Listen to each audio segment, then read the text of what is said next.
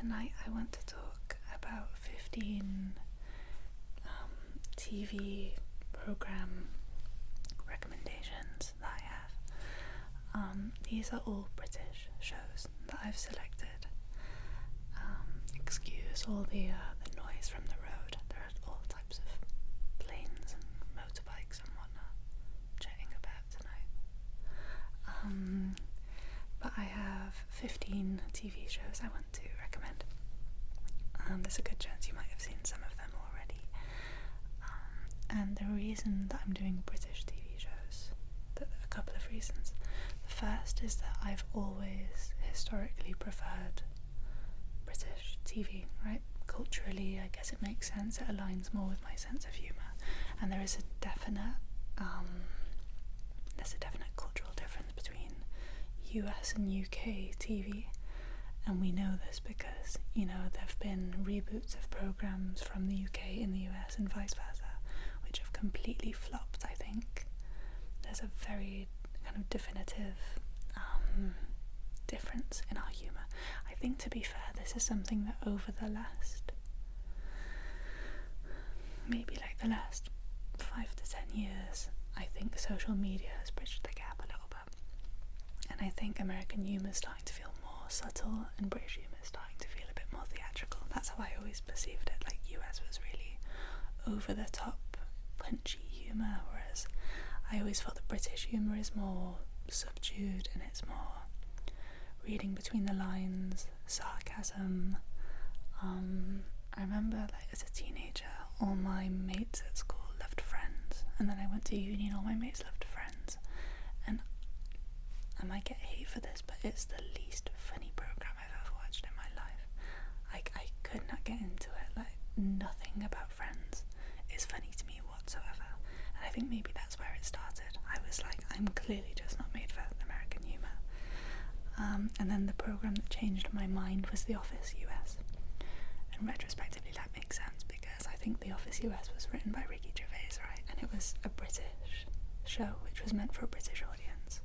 And then it went to the US and was Americanized, but it still kept that quite British humour, I do think. But obviously that was a success, right? So I think ever since The Office I've been more open to American shows, and then eventually I got into Gilmore Girls, and more kind of mainstream shows. And there are lots of British mainstream shows as well.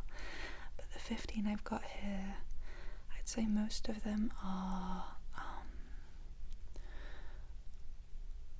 older. These are things that are quite nostalgic for me, things that I've watched throughout my life. And then I have a few that are more new. So I haven't really categorised them, but I have 5 programs. Actually, I could make it 6 programs that are very clearly under the category of Regency period dramas. Okay. And the first is Pride and Prejudice. And you might think, we've all heard of Pride and Prejudice, this isn't original. But I just want to acknowledge the superiority, in my opinion, of the Colin Firth series of Pride and Prejudice over the Keira Knightley film. I like both. I'm not going to say that the film's terrible. I do really like the film. I just much prefer Colin Firth's Pride and Prejudice series. And I'm not one of these people that automatically hates modern remakes of things. I think remakes can be done really well, and I don't mind spin-offs of things. I don't inherently hate things because they're modern, but what I don't like, and I found this a good example of this, is the Gilmore Girls Year in the Life. If you watch Gilmore Girls, I don't like the modern quality of cameras and filmmaking. I don't like it. I find it clinical, and I find it not remotely kind of cozy. And I think for certain things I want to be cozy when I watch it. And I think the Keira Knightley version of Pride and Prejudice, I think the acting's great. I think it's all great. But I would choose the slightly kind of muffled frames of the Colin Firth Pride and Prejudice any day of the week. I also I think it's a 4-part series, maybe a 6-part series, I don't remember off the top of my head. But I like the fact it's a series. I like the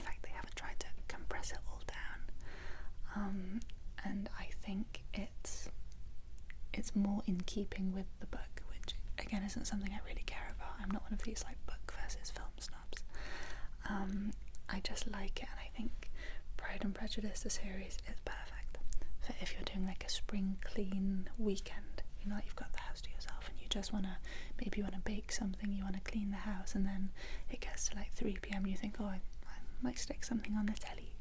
Colin Firth, Pride and Prejudice. Next, I have Persuasion. I can't remember the names of the actress in it.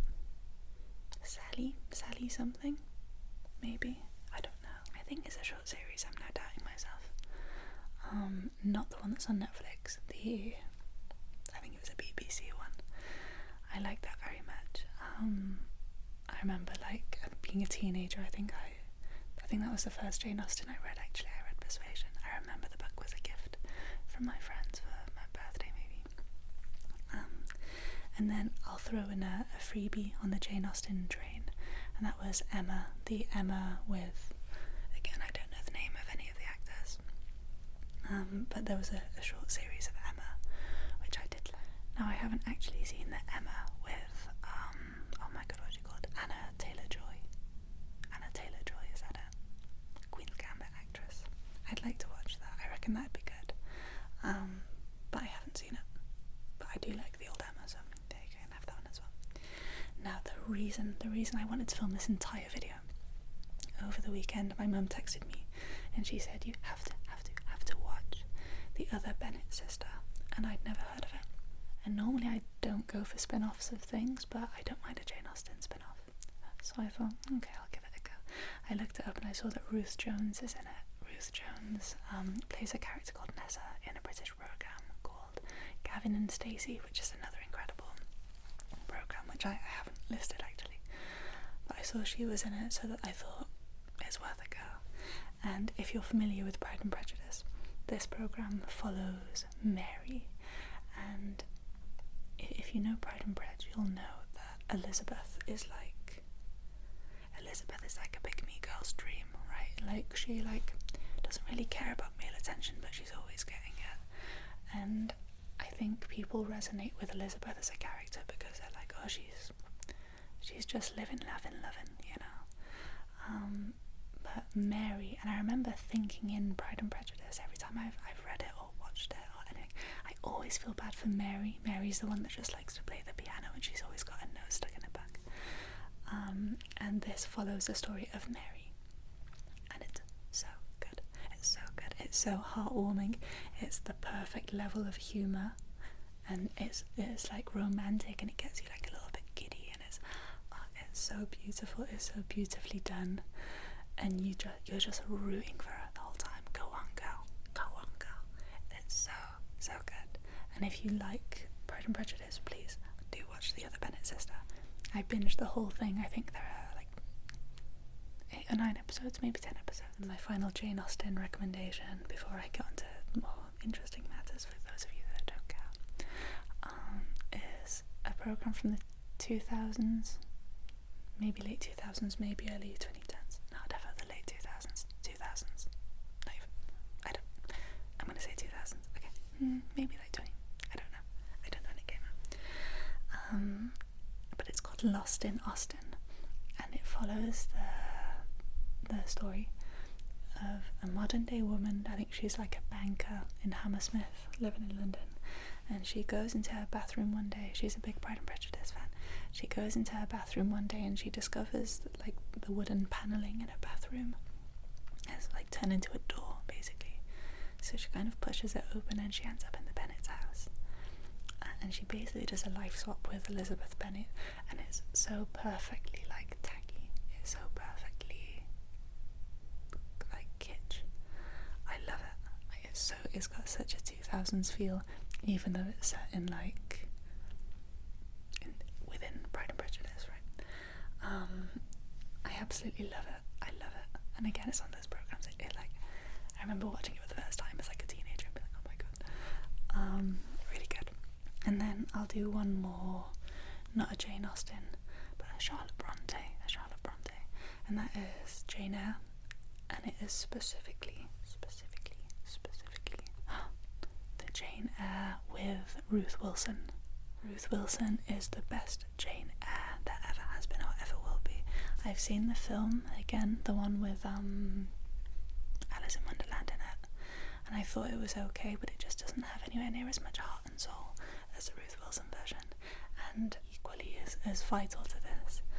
I can't remember what he's called. I believe it's Maggie Smith's son, the actor, who plays Mr. Rochester. I can't remember his name. We'll call him Mr. Smith, I guess. I don't know what he's called.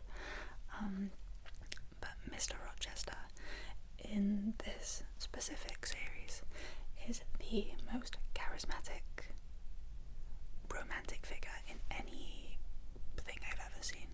Like his sense of humour, the way he talks, like the way that the actors interact. It's so natural and it's so like it's my favourite of all my like soppy romantic things. Jane Eyre is my number one watch, specifically this version. I would choose that over the film 100 times out of 100. It's perfect. So if you like Jane Eyre and maybe you've only seen the film version or you've read the book, please watch the Ruth Wilson short series. Okay, that's it. That's it for your soppy romantic ones. I'll move on to a couple of comedies. So I said I'd have a few nostalgic shows. I have two important names here, which are Dawn French and Jennifer Saunders. French and Saunders. These are two female comedians who started out together, I don't know when, in the 90s, I'd guess. Early 90s, maybe. And both of them are hilarious. If you haven't heard of them before, you'll know things that they're in. So like Jennifer Saunders, for example, does the voice of the fairy godmother in Shrek 2. And she does that killer cover of I Need a Hero. That's her. That's Jennifer Saunders. But the two of them together had a show which was called French and Saunders, and it was like a sketch show. It was very, very silly. I absolutely loved it. I also liked another freebie that I haven't got written down yet. I liked Harry Enfield's shows as well. I find him very funny. I'm going to mention him later. But similar kind of comedy, like a little bit silly caricatures of people, sketch comedy, very, very good. But then they both ended up doing their own shows, which I think they're now most famous for. So for Dawn French, that was the Vicar of Dibley. I actually think they worked on both of them together. But it was Dawn French who starred in the Vicar of Dibley. And this is about a female vicar who moves to a small rural English town, village town, where she is not really met with welcome open arms. But you get to meet all the kind of, I think it's like the community council of this little village, and they're basically all older men. And a hilarious character called Alice, and an old lady as well who's always like baking weird things. And all of the characters, some of them are a bit grim, like some of them are a bit, but all of them are quite endearing in their own ways. Like they all have their own little quirks, and you realise like they're all just a bit odd. Like everyone in the village is just a bit strange. But Dawn French again is one of the most charismatic people ever. I love her. I adore her. I think she's beautiful and hilarious, and she's great. So the Vicar of Dibley, big recommendation from me. And the other one, which I love them equally, I think they're very different, is Jennifer Saunders' programme called Absolutely Fabulous, which stars herself and Joanna Lumley. And in this is like polar opposite. This is very metropolitan.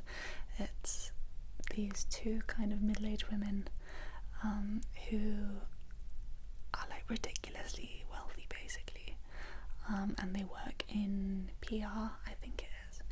But both of them are just always trying to like keep up with the latest trends and be cool and impress influential people, but they're both just a hot mess.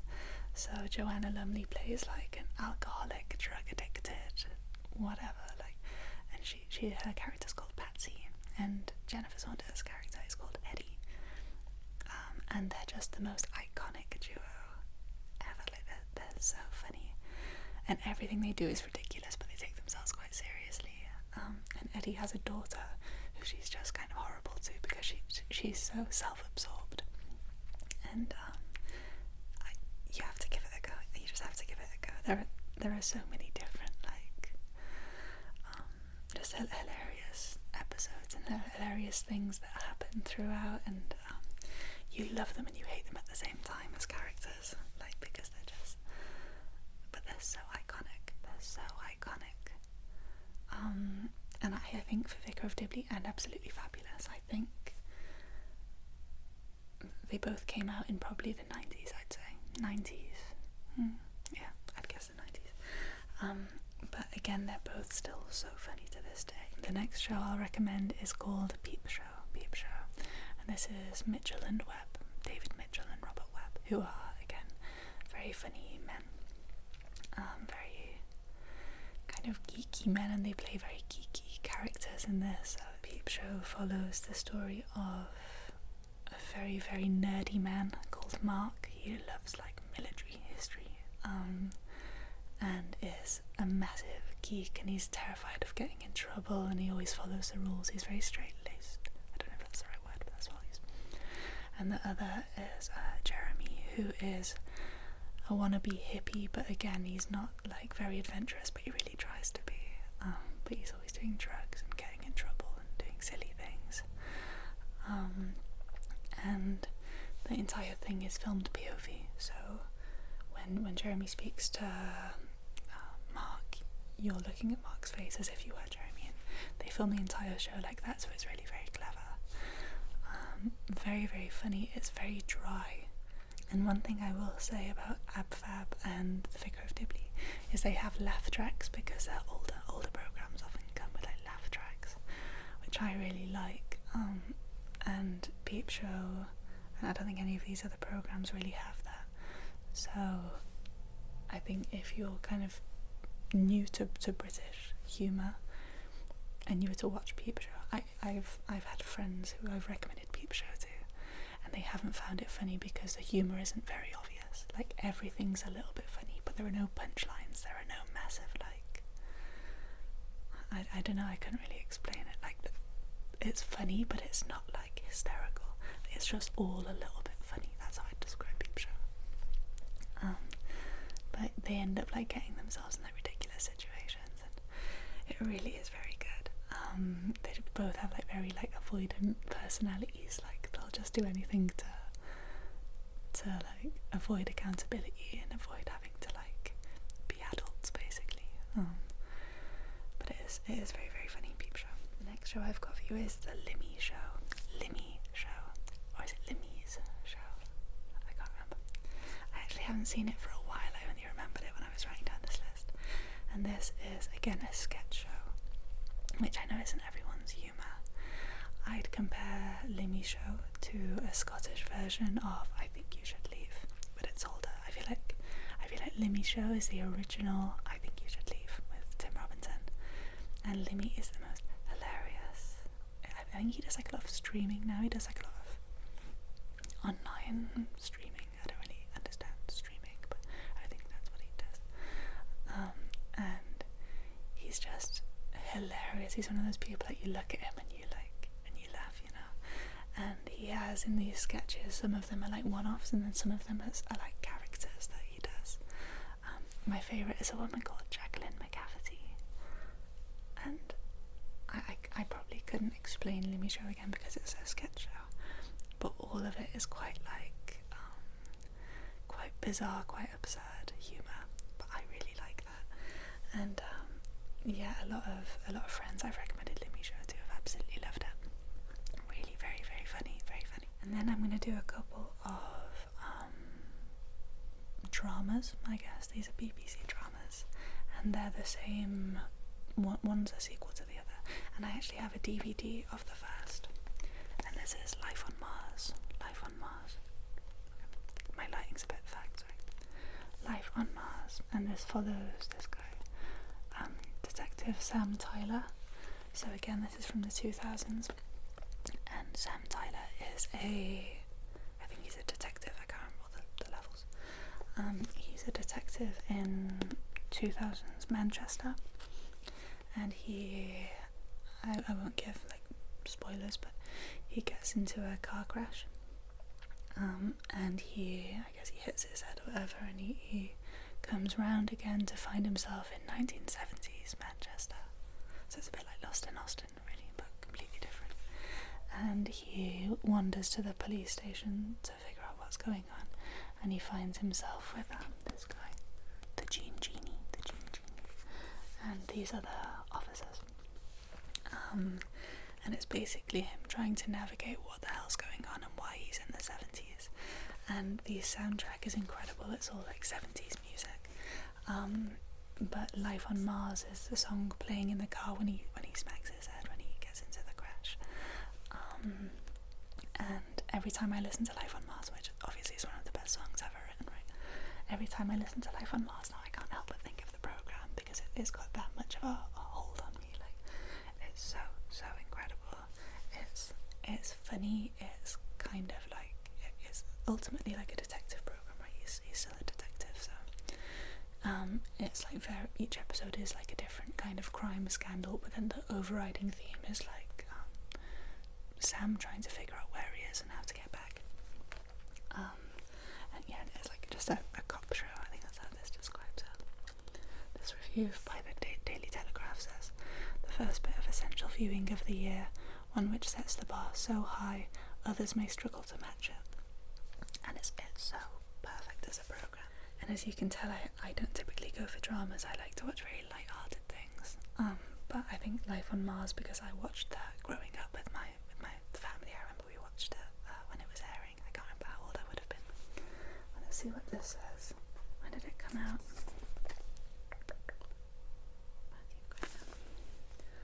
Should we see if we can try and find a date? Let's see if we can try and find there we go.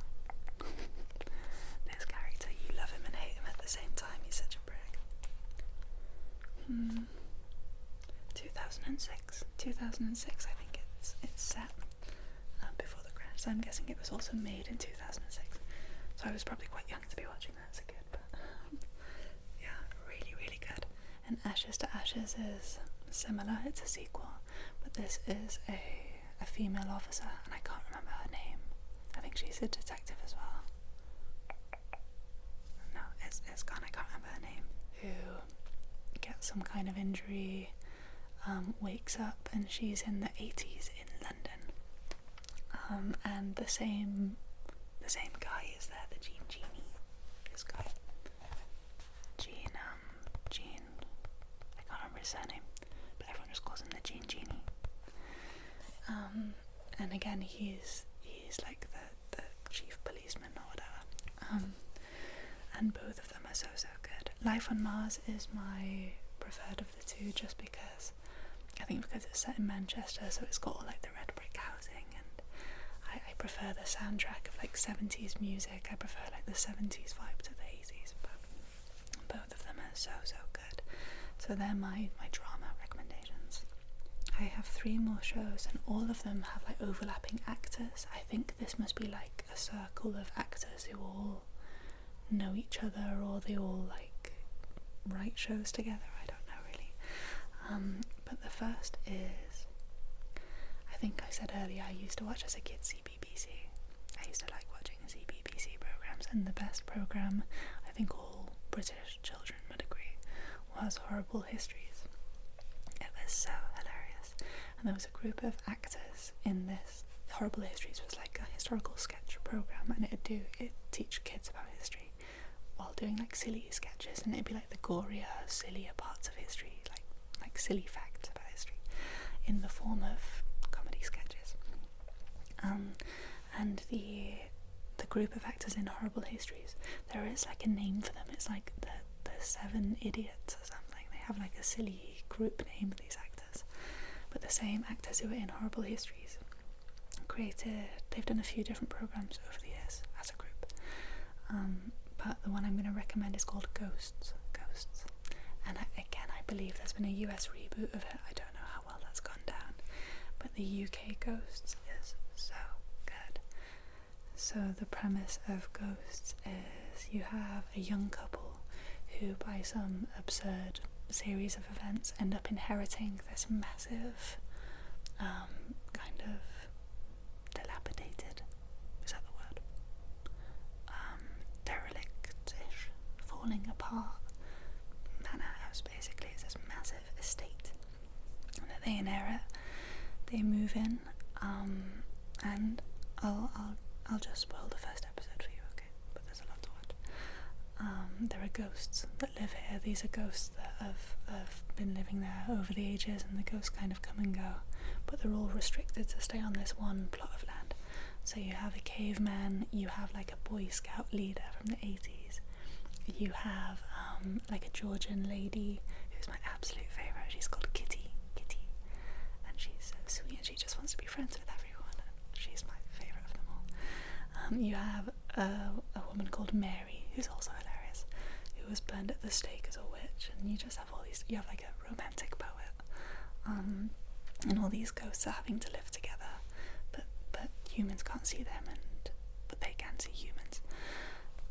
And basically the young woman who moves into this house hits her head, dies for a few seconds in hospital, and then is kind of brought back to life in some kind of recovery thing. And basically, because she died for a couple of seconds, when she comes back to the house, she realises that she can now see ghosts, but she's the only one that can see them. So it's about her trying to navigate these ghosts being in a house, and no one believes her. Well, I think her husband eventually does, but it's like she can see ghosts, and the ghosts are asking her for things because, you know, they're asking her to like turn on the TV, or they're asking her to do tasks for them, or just silly things. And it's just you grow to love all the characters so much. And again, some of them are really annoying, but you really love them. And they kind of form this weird family, and it's just such a feel-good program. And it's I don't know to what extent I love it, because the actual actors in it carry some nostalgia for me. But I think if you were to watch it as a newbie, if these were all strangers here, you'd still enjoy it. So yeah, Ghosts I'd recommend, and for your children I'd recommend Horrible Histories, or for adults actually. I made my boyfriend watch Horrible Histories when we first got together because he'd never seen it. And then I have 2 more programs, and again there's some overlap with the actors there. So the first is called Stathlet Flats, and this is about a young man from a Greek family, and his dad owns an estate agency, but it's a little bit run down, and it's like a family owned business. And he has a sister called Sophie, sorry. And he's called Stath, and they're basically both just quite odd people, trying to like navigate the world of real estate, and he's trying to be a real estate agent, and she wants to be like a pop star, but like both of them are just quite delusional. But you love both of them, and the dad as well is so sweet, and it's all just it's a very kind of silly program, and it goes through like Stath trying to sell or sell or rent out properties on behalf of his landlords or whatever, and some of the flats that they're renting are like absolutely awful, and he's trying to sell them, and it's a hard one to explain, but the humour is just very good, and they kind of like mispronounce everything, or like they use the wrong words for things, and it's very endearing is the word. You love him. And his sister Sophie, they're brother and sister in real life, and she plays oh my god, what's she called? She plays a vampire in What We Do in the Shadows. That's her. What's she called in that? Laszlo, and oh my god, I can't remember what she's called in that. Katya? No, I can't remember what she's called in What We Do in the Shadows. Is it Katya? No, maybe Katya. I can't remember, but a character in that's hilarious as well. The Windsors is the last program I'm going to recommend. This, I think, is on Netflix, and it has Harry Enfield in it. Harry Enfield being one of other older comedians I mentioned a while back. I think Harry Enfield's really funny. If you know Kevin and Perry, that was Harry Enfield. He played Kevin. And it's an absolute mockery of the royal family. So it was made when Queen Elizabeth was still the Queen.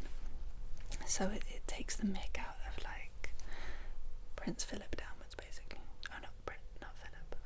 Charles, Prince Charles, King Charles. But it's in a very acquired taste, but it is really funny.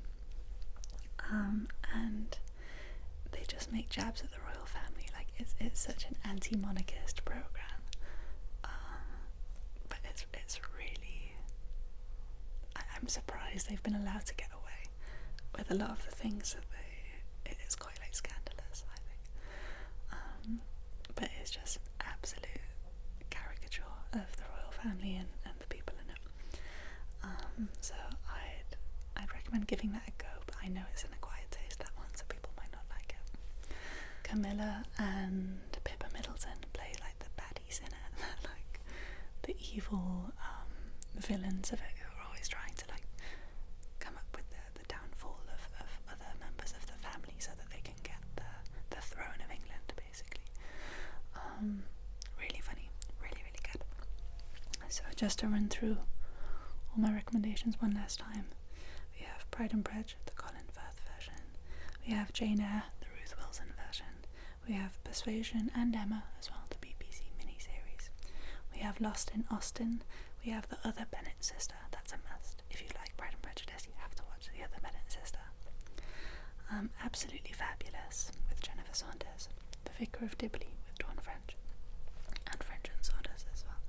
We have Peep Show, and Limmy Show. We have The Windsors, Stathlet Flats, Ghosts, Horrible Histories, Life on Mars, and Ashes to Ashes. And I think that's my relatively definitive list for now. There are all kinds of programs that I like to watch. I watch so many silly things. So I could make a billion different videos like this, but these are my quintessentially British recommendations. And for those of you who are, francophones wanting to learn English or wanting to watch British programs, I think these would be good recommendations for you as well. Stick some subtitles on and give them a